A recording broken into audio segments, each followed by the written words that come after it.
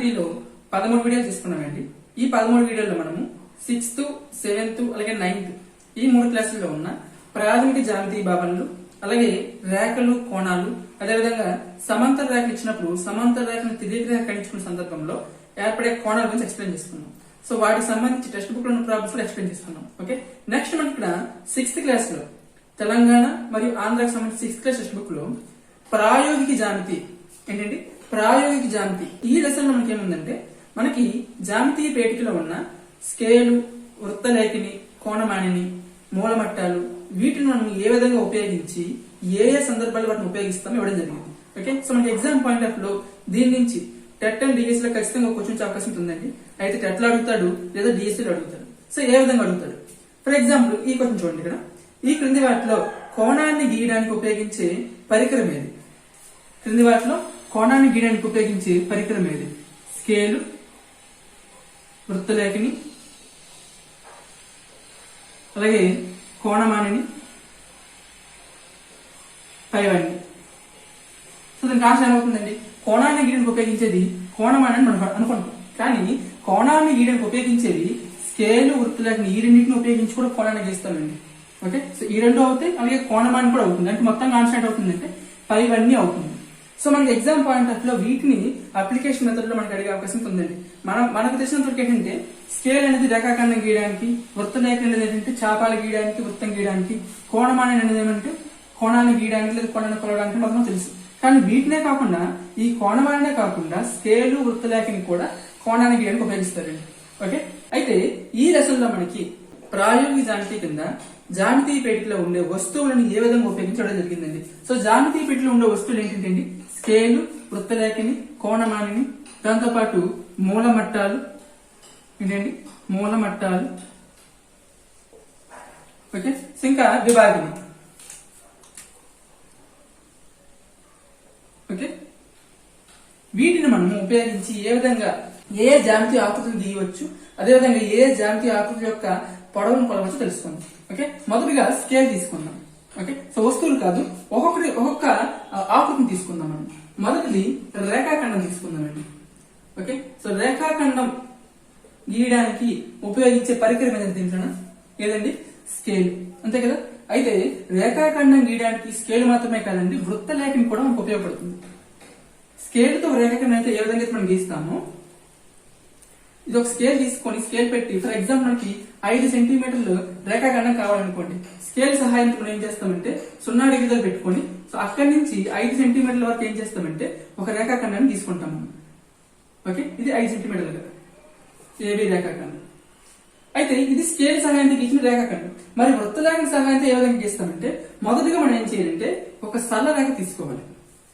ఎంతో కొంత పొడవుతోటి మనకి ఎంత కావాలంటే 5 సెంటీమీటర్ల రేఖాఖండం కావాలి.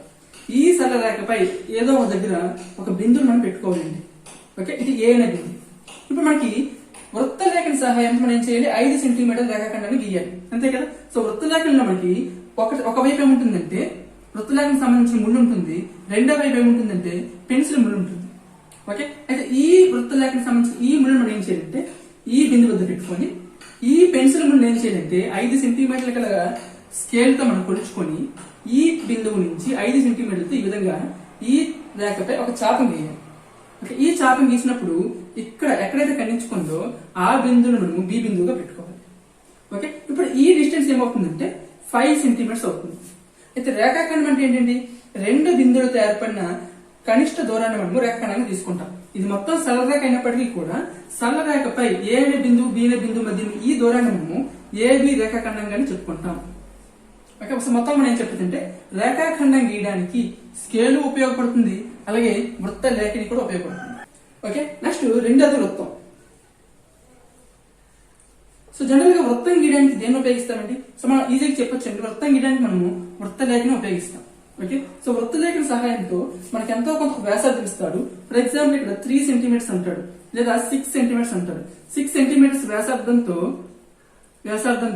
ఒక వృత్తం గీయమన్నాడు అనుకోండి. ఆ వృత్తం ఏం చేస్తామంటే ఈ వృత్తలేఖన సహాయంతో ఈ ముళ్ళు 0 డిగ్రీ తీసుకొని పెన్సిల్ ముళ్ళను మనకి 3 సెంటీమీటర్లు అనుకోండి 3 దగ్గర తీసుకోవాలి, 6 సెంటీమీటర్లు అంటే 6 దగ్గర తీసుకోవాలి. ఆ డిస్టెన్స్ మనం ఏం చేయాలంటే ఒక ఓని కేంద్రంగా తీసుకొని ఈ కేంద్రం వద్ద వృత్తరేఖకు సంబంధించిన ముళ్ళును మనము అక్కడ పెట్టుకొని దానితో మనము ఈ దూరంతో ఒక వృత్తాన్ని కనుక గీసినట్లయితే ఆ వృత్తానికి వ్యాసార్థం ఎంత ఉంటుందంటే 3 సెంటీమీటర్లు ఉంటుంది. మనం వృత్తరేఖ డిస్టెన్స్ ఎంతైతే తీసుకుంటామో అంత వ్యాసార్థం అవుతుంది. ఓకే, సో కొన్ని సందర్భాలు మనకి ఏమంటాడంటే 7 సెంటీమీటర్ల వ్యాసంతో వృత్తం గీయమంటాడు. అయితే మనం 7 సెంటీమీటర్లు తీసుకోకూడదండి, 7లో సగం తీసుకోవాలి. వ్యాసార్థం ఎంత ఉంటే అదే విలువ తీసుకోవాలి, కానీ వ్యాసం ఎంత ఉంటే ఆ విలువ తీసుకోకూడదు. ఆ విలువలో సగం విలువ తీసుకోవాలి. ఓకే, ఇప్పుడు 6 సెంటీమీటర్ల వ్యాసార్థం అన్నాడు అనుకోండి, 6 సెంటీమీటర్లు తీసుకోవాలి.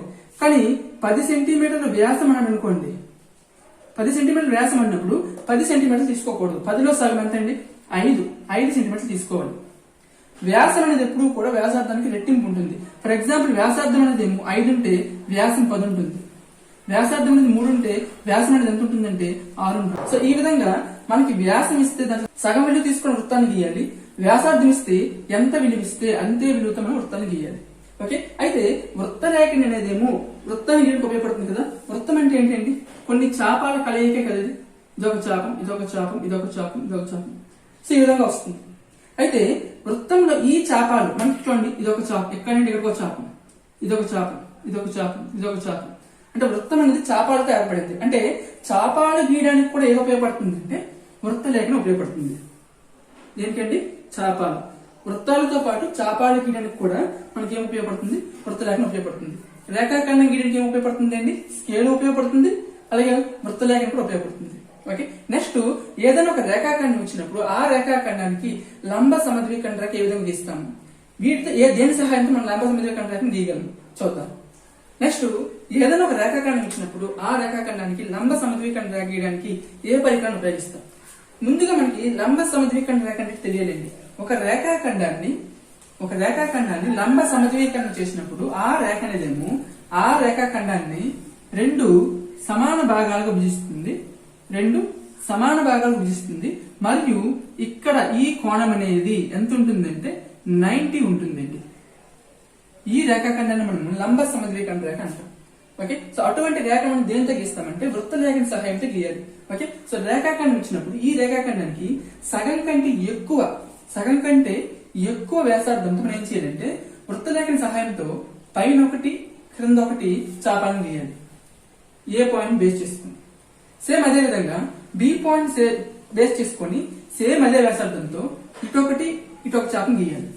ఓకే, సో చాపను గీసిన తర్వాత ఏవైతే ఈ చాపాలు ఖండించుకుంటాయో ఆ చాపాల యొక్క బిందువులు మనం గుర్తించుకొని వాటికి పేర్లు పెట్టుకుంటే, ఫర్ ఎగ్జాంపుల్ పి అనుకుందాం, ఇది క్యూ అనుకుందాం. ఇప్పుడు ఈ బిందువుని కానీ మనం కలిపామనుకోండి, కలిపినట్లయితే ఆ రేఖ అనేది ఏమవుతుందంటే లంబ సమద్విఖండ రేఖ అనేది అవుతుంది.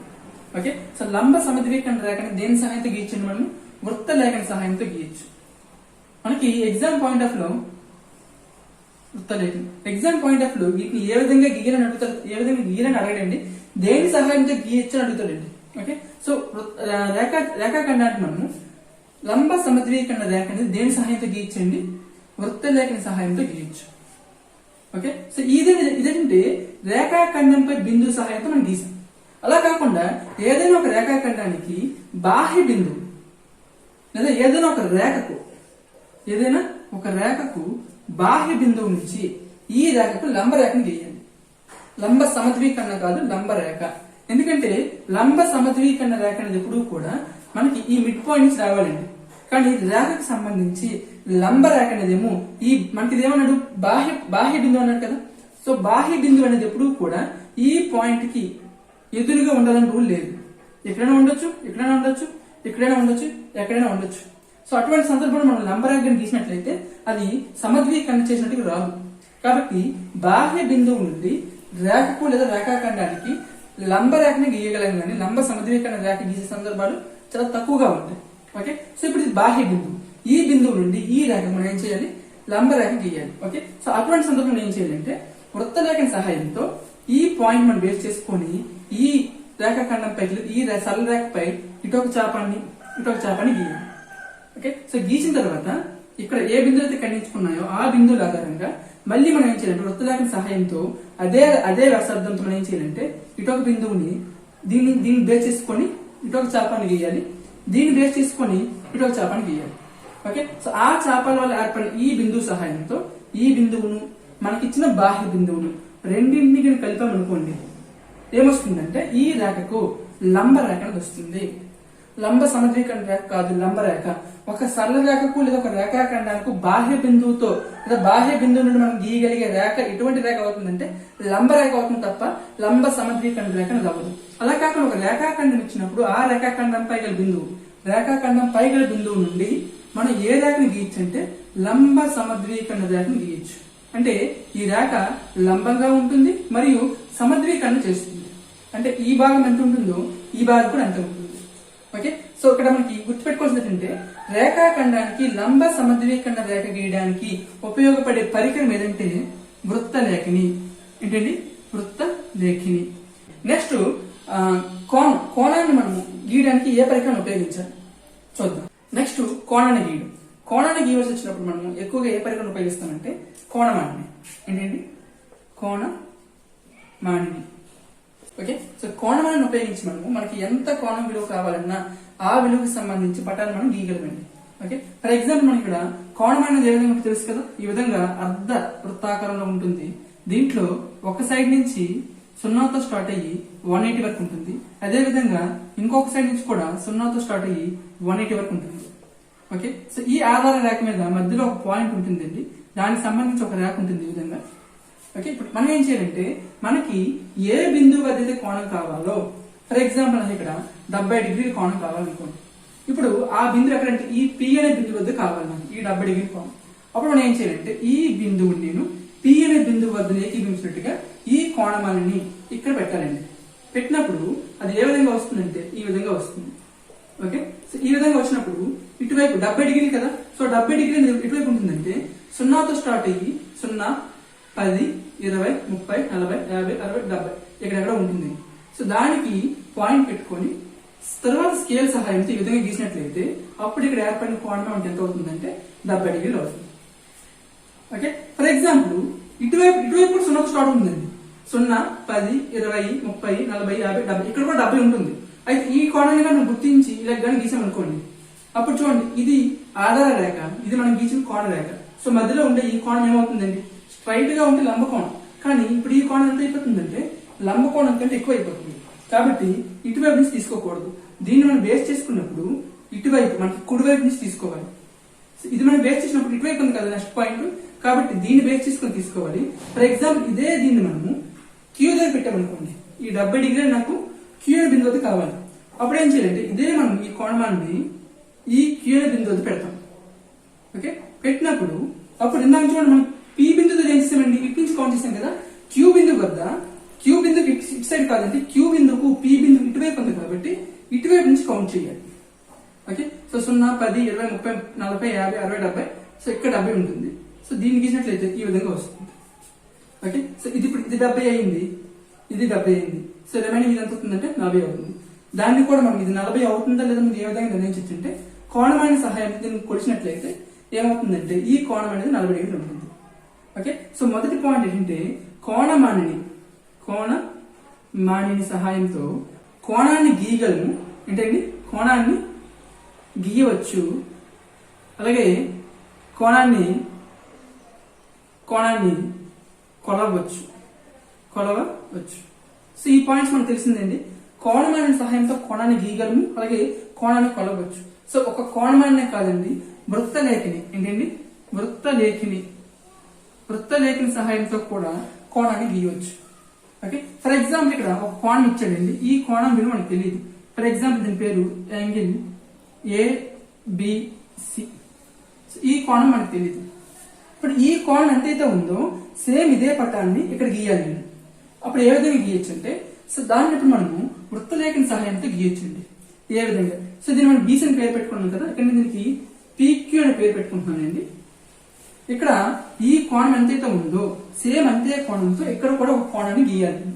సో ముందేం తీసుకుంటుందంటే ఈ BC రేఖాఖండం ఏ విధంగా అయితే ఉందో సో ఈ రేఖాఖండం అదే విధంగా తీసుకుంటున్నాం. పొడవుతో సంబంధం లేదండి, ఇది 5 ఉండొచ్చు, ఇది 7 ఉండొచ్చు, ప్రాబ్లం ఏం లేదు. మనకు కావాల్సింది ఏంటి? కోణం.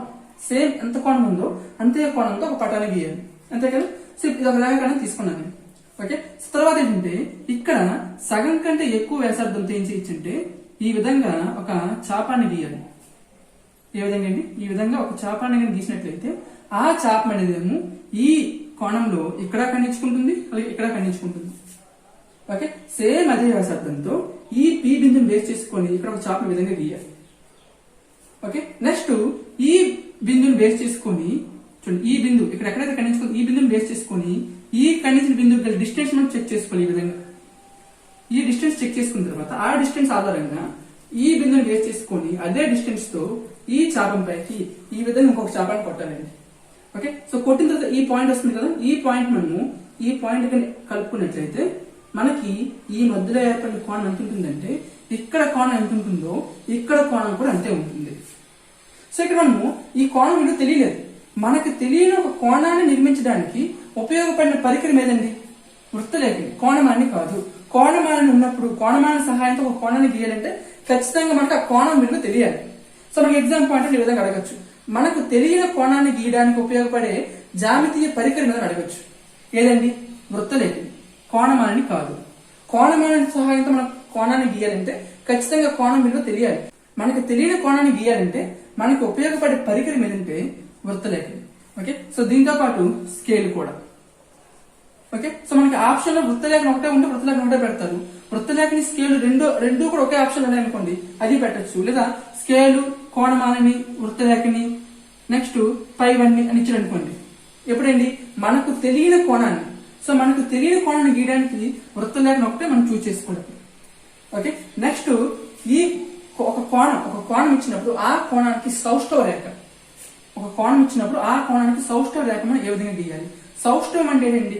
రెండు సమాన భాగాలుగా చేసే రేఖ, అంతే కదా. మరి కోణాన్ని రెండు సమాన భాగాలుగా చేసే రేఖను, ఈ సౌష్ఠవ రేఖ మనము ఏమంటామంటే కోణ సమద్విఖండన రేఖ అంటాం. కోణ సమద్విఖండన రేఖ. కోణాన్ని రెండు సమాన భాగాలుగా చేసే రేఖను మనము కోణ సమద్విఖండన రేఖ అంటాం. దాన్ని మనము కోణం యొక్క సౌష్ఠవ రేఖ చెప్పుకుంటాం. ఓకే, సో కోణం యొక్క సౌష్ఠవ రేఖ కోణ సమద్విఖండన రేఖ అవుతుంది. అయితే ఈ కోణ సమద్విఖండన రేఖ అనేది ఈ కోణాన్ని రెండు సమాన భాగాలు విభజిస్తుంది. ఫర్ ఎగ్జాంపుల్ ఈ కోణం మొత్తం విలువ 80 డిగ్రీలు అయిందనుకోండి, అప్పుడు ఈ సమద్విఖండన రేఖ యొక్క ఇటువైపు ఉండే కోణం 40 అవుతుంది, అలాగే ఇటువైపు ఉండే కోణం కూడా ఎంత అవుతుందంటే 40 డిగ్రీలు అవుతుంది. ఓకే, సో కోణ సమద్విఖండన రేఖ ఏం చేస్తుందంటే కోణం రెండు సమాన భాగాలుగా చేస్తుంది. అయితే ఈ కోణ సమద్విఖండన రేఖను ఏ విధంగా గీయాలి? ఏం లేదండి, ఇప్పుడు మనం ఒక కోణాన్ని తీసుకుంటాం కదా. ఫర్ ఎగ్జాంపుల్ ఇక్కడ 80 డిగ్రీలకు సంబంధించి ఒక కోణానికి కోణ సమద్విఖండన రేఖ గీయాలి. ఓకే, ఇప్పుడు ఈ కోణం 80 డిగ్రీలు గల కోణం. ఇప్పుడు దీనికి మనం ఏం గీయాలంటే కోణ సమద్విఖండన రేఖ గీయాలి. అప్పుడు మనం ఏం చేయాలంటే ఈ పి బిందుని బేస్ చేసుకొని సగం కంటే తక్కువ వ్యాసార్థంతో ఈ పి బిందువు నుంచి ఈ క్యూ బిందువు వైపుకు ఒక చాపం గీయాలి. సేమ్ అదే వ్యాసార్థంతో దీని మీద ఒక చాపం గీయాలి. ఓకే, అప్పుడు ఇక్కడ ఒక బిందువు ఖండించుకుంది, ఇక్కడ బిందువు ఖండించుకుంది. ఇప్పుడు ఈ బిందువుని బేస్ చేసుకొని ఈ అంతరంలోకి ఒక చాపాన్ని గీయాలి.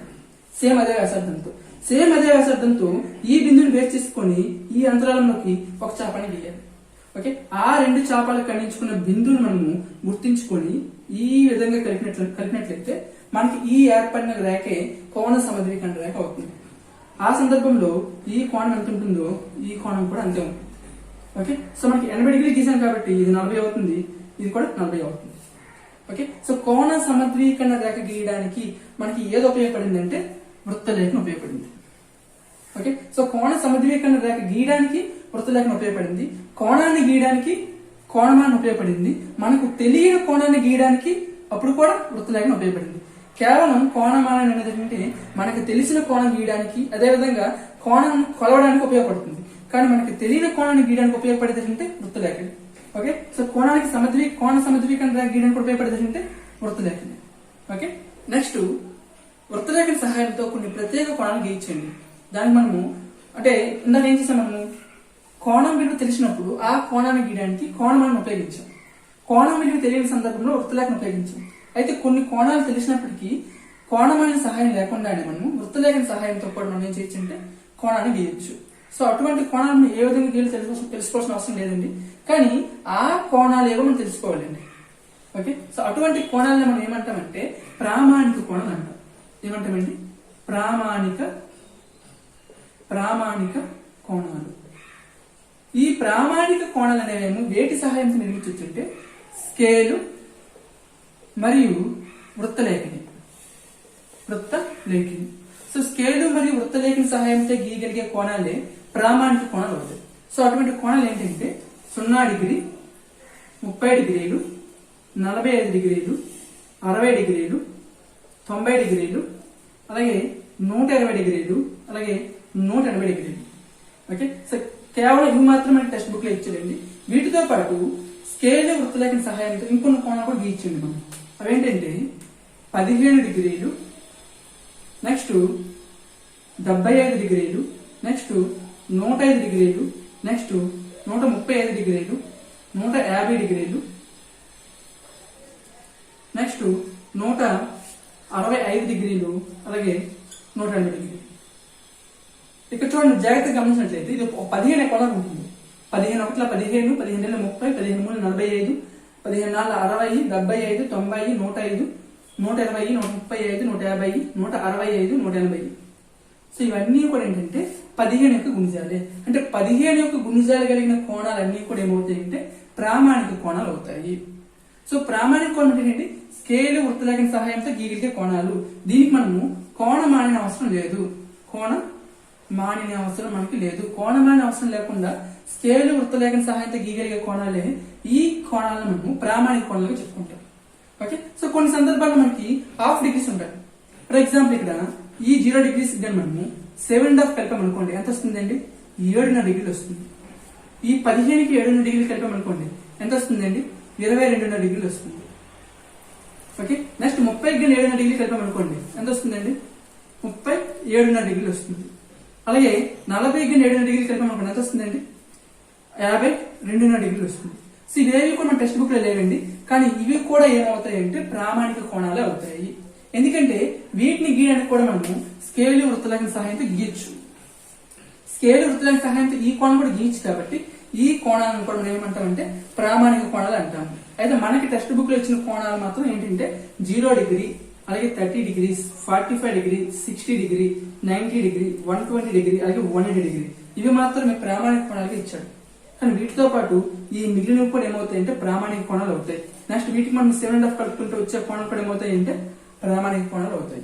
ఓకే, సో ఫర్ ఎగ్జాంపుల్ మనకి ఎగ్జామ్ పాయింట్ ఆఫ్ క్రింది వాటిలో ప్రామాణిక కోణం కానిదేది లేదా అయినదేది ఇచ్చినప్పుడు 15 గుణిజాలు చూసుకోండి సరిపోతుంది. ఓకే, సో వీటితో పాటు ఒకవేళ మీరు 15 గుణిజాలు 4 ఆప్షన్ కూడా 15 గుణిజాలు ఉన్నాయనుకోండి, మనకి టెక్స్ట్ బుక్ ఇచ్చిన ఏంటండి 0 ఒకటి ఇచ్చాడు, 30 ఒకటి ఇచ్చాడు, 45 ఒకటి ఇచ్చాడు, అలాగే 60 ఇచ్చాడు, 90 ఇచ్చాడు, 120 ఇచ్చాడు, 180 ఇచ్చాడు. ఓకే, అంటే ఇక్కడ కేవలం 31 గుణిజాలు 30, 60, 90, 120, 180 వీటితో పాటు 45 డిగ్రీలు 0 డిగ్రీ ఎక్స్ట్రాగా ఇచ్చాడు అంతే. ఓకే, సో నాలుగు కోణాలకు కూడా 15 గుణిజాలు ఉన్నప్పుడు ఆ సందర్భంలో ఆ విధంగా చూసుకోండి. ఓకే, అలా ఆ విధంగా కాకుండా 4 కోణాల్లో ఖచ్చితంగా ఒక కోణం అనేది 15 గుణిజాలు లేకుండా ఉంటుందండి. ఫర్ ఎగ్జాంపుల్ ఈ క్రింది వాటిలో ప్రామాణిక కోణం కానిదని ఇచ్చి 0 డిగ్రీ, 30 డిగ్రీ, 45 డిగ్రీ, 65 డిగ్రీ ఈ విధంగా ఇవ్వచ్చు. ఓకే, సో ప్రామాణిక కోణం ఏ విధంగా అవుతుందండి? సో 65 డిగ్రీ జనరల్ మనం ఏ విధంగా ఆలోచిస్తాం, ఇక్కడ 0 డిగ్రీ మనకి ఎక్కువగా యూజ్ చేస్తుంటాం, 30 డిగ్రీస్ యూజ్ చేస్తుంటాం, 45 డిగ్రీస్ యూజ్ చేస్తుంటాం, కానీ 65 యూజ్ చేయం కాబట్టి ఇదే అనుకుంటాం. ఓకే, ఆ విధంగా ఆ లాజిక్ అప్లై అయింది అక్కడ. కానీ కొన్ని సందర్భాలు ఏం ఆలోచించు ఈ విధంగా, దీంట్లో ఇక్కడ 15 డిగ్రీస్ అంటాడు, ఇక్కడేమో 7.5 డిగ్రీలు అంటాడు. సో అటువంటి సందర్భంలో మనకి ఇక్కడ ప్రామాణిక కోణం ఏదవుతుందండి? ఇది ప్రామాణిక కోణమే, ఇది ప్రామాణిక కోణం, ఇది ప్రామాణిక కోణమే, ఇది మాత్రం ప్రామాణిక కోణం కాదు.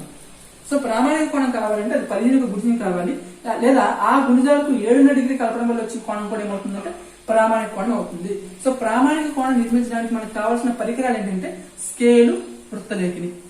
ఓకే, సో స్కేలు, వృత్తలేఖని సహాయంతో నిర్మించే కోణాలను మనము ప్రామాణిక కోణంగా చెప్పుకుంటాం. ఓకే, ఫర్ ఎగ్జాంపుల్ ఇక్కడ 60 డిగ్రీల కోణం గీయాలనుకోండి, దేని సహాయంతో గీస్తామని మనం కోణమాన సహాయంతో గీస్తాం. సో కోణమానం లేకుండా కూడా మనము వృత్తలేఖని స్కేల్ సహాయంతో 60 డిగ్రీల కోణం గీయచ్చు. ఓకే, సో ఏ విధంగా గీయచ్చు. సో మనకి ఎగ్జామ్ పాయింట్ మీద ఇటువంటి అవసరం లేదు, కానీ అసలు ఎక్స్ప్లెయిన్ చేస్తాం చూడండి. ఫర్ ఎగ్జాంపుల్ మనకి ఇక్కడ ఒక రేఖాఖండం తీసుకుందాం. ఇప్పుడు ఈ రేఖాఖండంలో సగం కంటే ఎక్కువ వ్యాసార్థంతో ఏం చేస్తారంటే ఈ విధంగా చాపం కొట్టండి. ఓకే, ఇప్పుడు ఒక బిందు మనకు వస్తుందండి, ఈ బిందును బేస్ చేసుకుని అంతే వ్యాసార్థంతో ఇంకొక చాపం కొట్టండి ఈ విధంగా. ఓకే, సో కొట్టిన సందర్భం మనకి ఏమవుతుందంటే ఆ చాపం ఈ విధంగా వస్తుందండి. సో ఈ రెండు చాపలు ఎక్కడైతే ఖండించుకున్నాయో ఆ బిందుని మనం బేస్ చేసుకుని ఈ చివరి బిందుని కలిపినట్లయితే మనకి ఇక్కడ ఏర్పడిన కోణం ఎంత అవుతుందంటే 60 డిగ్రీలు అవుతుంది. ఓకే, ఫర్ ఎగ్జాంపుల్ 120 డిగ్రీ కావాలంటే ముందు మనం ఏం చేయాలంటే 60 డిగ్రీ కోణాన్ని ఈ విధంగా ఏర్పరచుకోవాలి. ఆ తర్వాత ఈ రేఖాఖండాన్ని బేస్ చేసుకొని సేమ్ ఇప్పుడు ఏ విధంగా అయితే చేసామో సేమ్ అదే విధంగా చేయాలి. ఇప్పుడు ఈ రేఖాఖండాన్ని బేస్ చేసుకొని సగం కంటే ఎక్కువ వ్యాసార్థంతో ఒక చాపాన్ని ఈ విధంగా కొట్టాలి. కొట్టిన తర్వాత ఇక్కడ ఏర్పడిన ఈ బిందువు నుంచి అంతే వ్యాసార్థంతో ఈ చాపం పైన ఒక బిందువు కొట్టాలి. ఓకే, అప్పుడు ఈ బిందువు ఖండించుకోండి కదా, ఈ బిందువు నుంచి ఈ బిందువుకి కలిపినట్లయితే ఈ మధ్యలో ఏర్పడిన కోణం ఎంత ఉంటుందంటే 60 డిగ్రీలు ఉంటుంది. ఓకే, ఇప్పుడు ఇది 60 డిగ్రీలు, ఇది 60 డిగ్రీలు. సో మధ్యలో ఇప్పుడు మొత్తం ఎంత అవుతుందండి ఈ కోణం 120 డిగ్రీలు అవుతుంది. ఓకే, ఇప్పుడు మనకి కావాల్సిన 30 డిగ్రీ కోణం కావాలనుకోండి, ముందు మనం ఏం చేయాలంటే 60 డిగ్రీ కోణాన్ని ఈ విధంగా నిర్మించుకోవాలి. ఫస్ట్ ఏ విధంగా ఏంటి, ఒక రేఖాఖండం తీసుకోవాలి, ఆ రేఖాఖండంపై సగం కంటే ఎక్కువ వ్యాసార్థం ఒక చాపాన్ని ఈ విధంగా కొట్టాలి. సేమ్ అంతే వ్యాసార్థంతో ఇటువైపు నుంచి ఒక చాపాన్ని ఈ విధంగా కొట్టినట్లయితే ఇక్కడ బిందువు ఖండించుకుంటుంది కదా, ఆ బిందుతో ఈ విధంగా మనం కోణాన్ని నిర్మించుకున్నట్లయితే ఆ కోణం విలువ ఎంత అవుతుందంటే 60 డిగ్రీలు అవుతుంది. కానీ మనకి ఎంత కావాలి, 30 డిగ్రీలు కావాలి. అంటే సేమ్ అదే వృత్తరేఖ సహాయంతో ఈ 60 డిగ్రీలు మనం ఏం చేయాలంటే కోణ సమద్వీకరణ రేఖ గీసినట్లయితే ఏమవుతుంది, ఈ మధ్యలో ఏర్పడిన కోణం ఎంత అవుతుందండి, 30 డిగ్రీలు అవుతుంది. సో ఇప్పుడు మనం ఇక్కడ 30 డిగ్రీ కోణం గీసినప్పుడు కోణం మనం ఉపయోగించలేదు, వృత్తలేఖన సహాయంతో ఉపయోగించి వృత్తలేఖన సహాయంతో కనుగొన్నాం. సేమ్ ఇప్పుడు 15 డిగ్రీలు కావాలనుకుంటే ఏం చేయాలండి, ఈ 30 డిగ్రీలకి ఏంటండి, ఈ 30 డిగ్రీలకి కోణ సమద్వీకరణ రేఖను గీసామనుకోండి, గీస్తే మధ్యలో ఏర్పడిన ఈ కోణం ఎంత అవుతుందండి, ఇటు 15 అవుతుంది, ఇటు 15 అవుతుంది. మనకి 7.5 డిగ్రీలు కావాలనుకోండి, మళ్ళీ ఈ 15 డిగ్రీలకి ఏం చేయాలండి, కోణమాని సహాయంతో వృత్తలేఖన సహాయంతో కోణ సమద్వీకరణ రేఖను గీసామనుకోండి, అప్పుడు ఏమొస్తుందండి 7.5 డిగ్రీలు వస్తుంది. అంటే 7.5 డిగ్రీలు మనం వృత్తలేఖన సహాయంతో గీచాము, 15 డిగ్రీలు కూడా వృత్తలేఖన సహాయంతో గీచాము, అలాగే 30 డిగ్రీలు కూడా వృత్తలేఖన సహాయంతో గీసాము, అలాగే 60 డిగ్రీలు, అలాగే నెక్స్ట్ ఏంటంటే 120 డిగ్రీలు. మరి 90 డిగ్రీలు ఏ విధంగా వస్తుందండి, ఇక్కడికి 60 డిగ్రీలు వచ్చింది, ఇక్కడికి 120 డిగ్రీలు అయింది. ఈ 120 డిగ్రీలకి ఈ మధ్యలో 60 డిగ్రీల కోణాన్ని ఈ కోణానికి మనము కోణ సమద్వీకరణ రేఖను గీసామనుకోండి, ఆల్రెడీ ఇది 60, ఇది 30, ఇప్పుడు ఎంత అవుతుంది మొత్తం కోణం 90. ఓకే, సో ఈ విధంగా మనము ఏ కోణాలను అయితే మనము వృత్తలేఖన సహాయంతో గీస్తామో ఆ కోణాలను మనము ప్రామాణిక కోణాలుగా చెప్పుకుంటాం. ఓకే, సో ప్రామాణిక కోణాలు అనేవి అవుతాయంటే 0, 15, 30, 45, 60, 90, 70 ఇవన్నీ కూడా అంటే 15 గుంజలన్నీ కూడా ప్రామాణిక కోణాలు అవుతాయి. వాటితో పాటు ఈ 7.5 డిగ్రీలు, 22.5 డిగ్రీలు, 37.5 డిగ్రీలు, 52.5 డిగ్రీలు, సో ఇవి ఏ విధంగా వస్తాయంటే ఇక్కడ ఇచ్చిన ప్రతి 15 గుణిజానికి మనము 7.5 డిగ్రీ కలపడం వల్ల వచ్చే కోణాలు హాఫ్ డిగ్రీస్ కోణాలు ఇవన్నీ కూడా ఈ కోణాలు కూడా ఏమవుతాయంటే ప్రామాణిక కోణాలు అవుతాయి. సో ప్రామాణిక కోణాన్ని గుర్తుపెట్టుకోవాల్సింది ఏంటంటే స్కేల్ వృత్తలేఖన సహాయంతో గీచే కోణాలన్నీ కూడా ప్రామాణిక కోణాలు. ఓకే, మనకి టెక్స్ట్ బుక్ లో ఇచ్చిన మాత్రం ఓన్లీ ఈ బ్లూ కలర్ రాసి చూసారా, అది నెక్స్ట్ ఈ 180 డిగ్రీ. ఓకే, సో ఇక్కడతో మనకి ఈ ప్రాయోగిక జ్యామితికి సంబంధించిన కాన్సెప్ట్ కంప్లీట్ అయిపోయిందండి. సో ఈ లెసన్ లో మనకి 5 అభ్యాసాలు ఉన్నాయండి. ఏంటండి 5 అభ్యాసాలు. అయితే ఈ 5 అభ్యాసాల్లో కూడా మనకి నిర్మాణానికి సంబంధించిన ప్రాబ్లమ్స్ ఇచ్చాడు. ఎగ్జామ్ పాయింట్ ఆఫ్ మనకి ఆ ప్రశ్నలు ఏవి రావు కాబట్టి ఆ ప్రాబ్లమ్స్ ఎక్స్ప్లెయిన్ చేసుకోవాల్సిన అవసరం లేదు. ఓకే, నెక్స్ట్ మనకి 6th క్లాస్ చిన్న టాపిక్ ఒకటి మిగిలిపోయిందండి, సంవృత పటాలు, వివృత పటాలు. అవి ఒకసారి ఎక్స్ప్లెయిన్ చేసుకుందాం. నెక్స్ట్ వక్రాలు. ఏంటండి వక్రాలు. జనరల్ గా మనకి వక్రాలు అనేవి 2 రకాలుగా ఉంటాయండి. మొదటిది తనకు తాను ఖండించుకునే వక్రాలు, అలాగే తనకు తాను ఖండించుకొనని వక్రాలు. ఓకే, సో తనకు తాను కొనని వక్రాలు అనేవి 2 రకాలుగా ఉంటాయండి. సో వీటినే మనం ఏమంటామంటే జనరల్ గా సాధారణ వక్రాలు అంటాం. ఏమంటామండి సాధారణ వక్రాలు. ఓకే, ఈ సాధారణ వక్రాలు అనేవి 2 రకాలుగా ఉంటాయండి. మొదటిది సంవృత వక్రాలు లేదా సంవృత పటాలు లేదా సరళ వక్రాలు లేదా సరళ సంవృత పటాలు అంటాం. ఓకే, ఇది మొదటి రకం. రెండవది వివృత వక్రాలు లేదా వివృత పటాలు. సాధారణ వక్రాలు లేదా తనకు తాను ఖండించుకొనని వక్రాలు. ఫర్ ఎగ్జాంపుల్ రెండు బొమ్మలు గీస్తాను చూడండి. ఇక్కడ మొదటిది ఇది, నెక్స్ట్ ఇది. ఈ రెండు చూడండి, తనకు తాను ఎక్కడ కూడా ఖండించుకోలేదు. ఇది స్టార్టింగ్ పాయింట్, ఇది ఎండింగ్ పాయింట్. ఇది దీనికి మనము స్టార్టింగ్ పాయింట్ ఇక్కడతో స్టార్ట్ చేసుకున్నాం అనుకోండి, చివరికి వచ్చేసరికి కూడా ఎండింగ్ పాయింట్ ఏమైందంటే ఇక్కడ ఎండ్ అయింది. సో ఇది చూడండి, ఈ పటాన్ని మనము సంవృత పటం కింద తీసుకోవాలి. అంటే తొలి స్థానము తుది స్థానము రెండు కూడా ఏకీభవించే పటాలు ఏ పటాలు అవుతాయి అంటే సంవృత పటాలు అవుతాయి.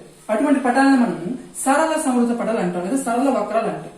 సరళ వక్రాలన్నా సరళ సంవృత పటాలన్నా ఏంటంటే తనకు తాను ఎక్కడ కూడా ఖండించుకోకూడదు. అలాగే తొలి స్థానము తుది స్థానం ఉన్న పటాలను మనము వివృత ఏంటంటే వివృత పటాలు లేదా వివృత వక్రాలు అంటాం. దాంట్లో తొలి స్థానం ఉంటుంది, తుది స్థానం ఉంటుంది. ఫర్ ఎగ్జాంపుల్ చూడండి, ఇది దీనికి తొలి స్థానం ఇది, తుది స్థానం ఇది. అంటే తొలి స్థానం ఉంది, తుది స్థానం ఉంది. సో ఇటువంటి వక్రాలు ఏ వక్రాలు అవుతాయి అంటే వివృత వక్రాలు అవుతాయి. ఫర్ ఎగ్జాంపుల్ ఇది చూడండి ఇక్కడ. ఓకే, సో నేను గీసాను ఇక్కడ. సో ఇది తొలి స్థానం, ఇది తుది స్థానం. సో ఈ పటానికి తొలి స్థానం ఉంది, తుది స్థానం ఉంది. అంటే ఇది ఏ పటం అవుతుంది అండి? వివృత పటం అవుతుంది. ఓకే, ఫర్ ఎగ్జాంపుల్ ఇది చూడండి, దీనికి తొలి స్థానం తుది స్థానం రెండు కూడా ఏకీభవిస్తాయి. ఇది చూడండి, దీనికి తొలి స్థానం తుది స్థానం రెండు కూడా ఏకీభవిస్తాయి. ఇది చూడండి, దీనికి తొలి స్థానం తుది స్థానం రెండు కూడా ఏకీభవిస్తాయి. ఓకే, ఇది చూడండి, దీంట్లో కూడా తొలి స్థానం తుది స్థానం కూడా ఏకీభవిస్తాయి. అంటే తొలి స్థానం తుది స్థానం రెండు కూడా ఏకీభవించే పటాలు ఏ పటాలు అవుతాయి అంటే సరళ సంవృత పటాలు లేదా సరళ వక్రాలు అవుతాయి.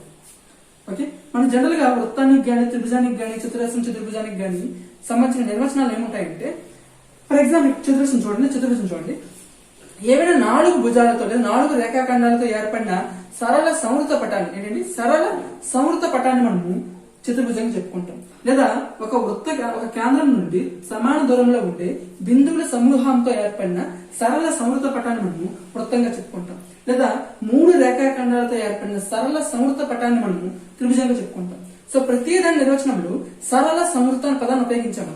సరళ సంవృత అంటే ఎక్కడా కూడా ఖండించుకోకూడదు, ఈ విధంగా కంప్లీట్ గా ఈ విధంగా ఉండే పటాలను మనం సరళ సంవృత పటాలు అంటాం. ఓకే, ఫర్ ఎగ్జాంపుల్ ఇది చూడండి,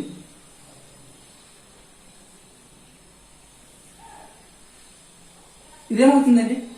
ఇది సంవృత పటమే, కానీ సరళ సంవృత పటం కాదు. ఎందుకంటే ఈ పటంలో ఇక్కడ ఖండించుకుంది, అలాగే ఇక్కడ కూడా ఖండించుకుంది. అంటే రెండు దగ్గర ఖండించుకుంది. సో ఇటువంటి పటాలు ఏమవుతాయంటే సంవృత పటాలు అవుతాయి, కానీ సరళ సంవృత పటాలు అవుతాయి. మనకి సంవృత పటాలు 2 రకాలుగా ఉంటాయండి. ఒకటి సరళ సంవృత పటాలు, ఇంకొకటి ఈ విధంగా ఖండించుకునే పటాలు. ఓకే, సో ఖండించుకునే పటాలు ఇవి తనకు తాను ఖండించుకోని పటాలు. అలాగే తనకు తాను ఖండించుకునే పటాలు కూడా 2 రకాలుగా ఉంటాయి. అందులో ఒకటి ఏంటంటే సంవృత పటమే, రెండవది వివృత పటమే. అయితే ఈ సంవృత పటం ఈ వివృత పటం ఏ విధంగా ఉంటాయంటే ఖండించుకుని ఉంటాయి. ఫర్ ఎగ్జాంపుల్ ఇది చూడండి, ఇది ఒక వివృత పటమే, ఖండించుకుంది. కాబట్టి ఖండించుకునే పటాలలో ఇది వివృత పటం అవుతుంది. ఓకే, ఫర్ ఎగ్జాంపుల్ ఇది చూడండి, ఇది ఒక సంవృత పటమే, కానీ ఖండించుకుంది. కాబట్టి ఖండించుకునే పటాల్లో సంవృత పటం అవుతుంది. ఖండించుకునే పటాల్లో సంవృత పటం ఉంటుంది, వివృత పటం ఉంటుంది. అలాగే ఖండించి కొనని పటాల్లో కూడా సంవృత పటం ఉంటుంది, వివృత పటం ఉంటుంది. అయితే ఖండించి కొనని పటాల్లో ఉండే సంవృత పటాన్ని మనం సరళ పటాలు లేదా సరళ సంవృత పటాలు అంటాం. అలాగే ఖండించుకునే పటాలను మనం జనరల్ సంవృత పటాల కింద తీసుకుంటాం. ఓకే, సో సంవృత పటంలో మనకి ఇక్కడ ఖండించుకుంది కాబట్టి ఖండించుకునే సంవృత పటం. జనరల్ గా సరళ సంవృత పటం అంటే చాలా మంది ఏమనుకుంటారంటే సరళ ఉంది కాబట్టి స్ట్రైట్ లైన్స్ తో ఉండాలి అనుకుంటారు. కాదండి. ఫర్ ఎగ్జాంపుల్ ఇక్కడ ఇది చూడండి, ఈ విధంగా ఉంది. ఇదేమవుతుందంటే సరళ సంవృత పటం అవుతుంది. ఈ 2 లైన్సే, కానీ ఇక్కడికి వస్తే వక్రాలు ఉన్నాయి. కానీ సరళ సంవృత పటం అంటే డెఫినేషన్ ఏంటి? తనకు తాను ఎక్కడ ఖండించుకోకూడదు. ఓకే, ఫర్ ఎగ్జాంపుల్ చూడండి, ఈ విధంగా ఉంది. సో ఇది కూడా తనకు తాను ఎక్కడ ఖండించుకోలేదు. సో ఇది కూడా ఏమవుతుందంటే సరళ సంవృత పటం అవుతుంది.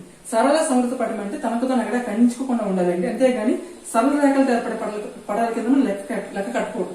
ఓకే, వృత్తం తీసుకోండి, వృత్తం ఎక్కడైనా సరే సరళ రేఖలు ఏర్పడింది, ఏర్పడలేదు. అది వక్రాలతో ఏర్పడినప్పటికీ కూడా అది సరళ సంవృత పటమే అవుతుంది. సరళ సంవృత పటం అంటే తనకు తాను ఎక్కడ కూడా ఖండించుకోకూడదు. ఓకే, సో దీనికి సంబంధించి మనకి టెక్స్ట్ బుక్ లో కొన్ని ఎగ్జాంపుల్స్ ఇచ్చాడు, అక్కడ డిస్ప్లే చేస్తాను, ట్రై చేయండి. అవి ఇక్కడతో మనకి ప్రాయోగిక జ్యామితికి సంబంధించిన లెసన్ కంప్లీట్ అయిపోయిందండి. నెక్స్ట్ వీడియోలో మనం త్రిభుజాలకు సంబంధించిన బేసిక్ ఇన్ఫర్మేషన్ మనం డిస్కస్ చేద్దాం. Okay, thank you.